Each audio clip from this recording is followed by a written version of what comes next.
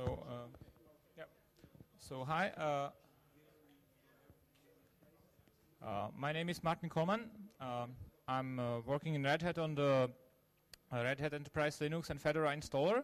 But as a hobby, I'm making some like mobile Linux applications using Python and different toolkits. And I prepared a lightning talk about a library that provides access to the Qt 5 graphics library from Python. Actually, there were basically two projects till now that provided application bindings for the Qt graphics library. One of them was called PyOtherSide, and the other PyQt.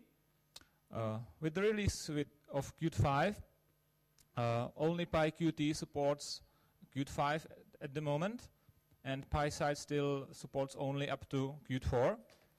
And this, what I would be talking about is the PyOtherSide project, which is a minimal set of bindings that provide an asynchronous interface to the Qt 5 version of the Qt graphics library.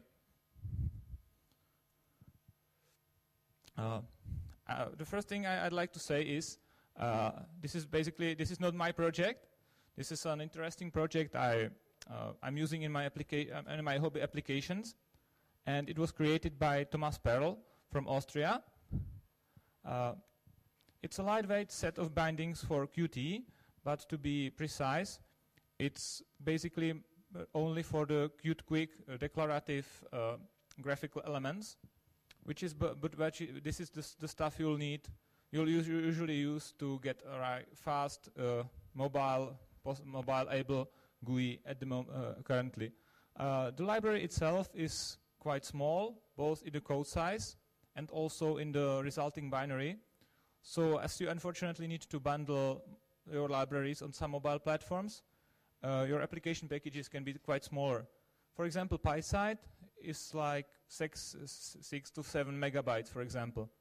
Also, the application startup is faster because you first start the QML context, and then you can start your Python code asynchronously. And with PyOtherSide, the startup was like 10 seconds. Here it can be much shorter. As I've already mentioned, the library is fully asynchronous. Your Python code is running asynchronously to the Qt GUI thread, so you can do long-term processing in your Python code and only exchange messages with your Qt 5 GUI. Also, there is support for the Qt declarative image provider, so your Python code can send image data effectively to the QML context to be displayed. At the moment, it's quite a new project, but as it's really small and like elegant, it can be easily, basically just cloned, built and installed. And there are also many comprehensive examples. By the way, there's a URL, and at this URL you can get these slides and also an example application. Also, the slides include comprehensive links to this project and to related stuff. So if you want to try it, it's all there.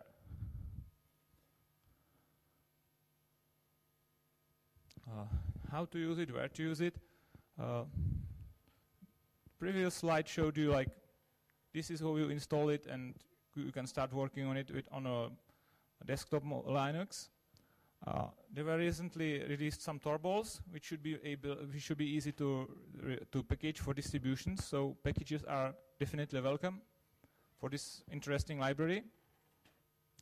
Also, on the recently released Sailfish OS, and the Yola device, it's now possible to build applications using this framework and to publish these applications through the official repository. There are also guides to how to use it on the BlackBerry 10 mobile operating system, and there has been some work on Ubuntu Touch.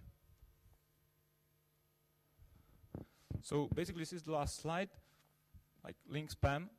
You can use to work with this.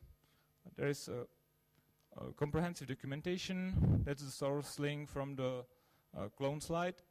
And this is related to my hobby stuff. This is a navigation system, work in progress, based on PyOtherSide. And if you have like 2 to 3 minutes, I just run some example.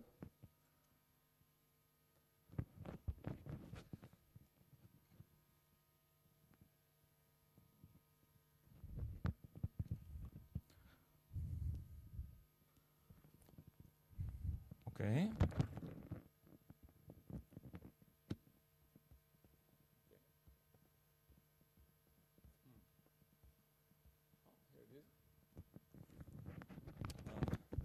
If any one of you worked with QML and Qt Quick 2, you might know that in Qt Quick 2 you can't easily work with files or the file system at all. You need to have some form of C++ or some external plugin to expose the file system for you. And in this case, you can see it's a QML scene-launched Qt Quick application, and it's called in Python to provide an interface to the file system. All of this is basically Python and QML code, and it can be, so you don't need to like compile anything. It can be just launched, edited, launched again. So it's really easy for development, and it provides an interface for through Python for the file system in this example. Also, if I can get it,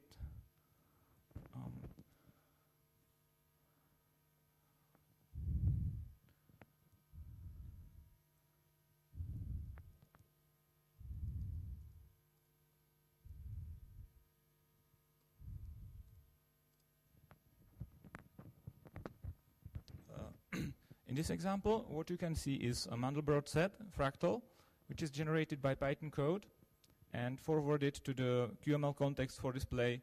Again, in QML, well, yeah, you can use some vector drawing, but this is like an example how to work with graphical data in Python and forward it to the graphical context governed by QML and Qt Quick.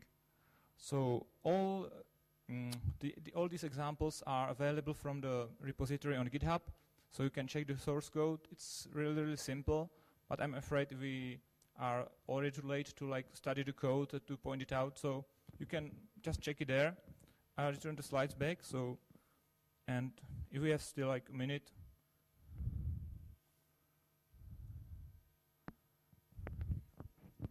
So, do you have any questions relating to this topic?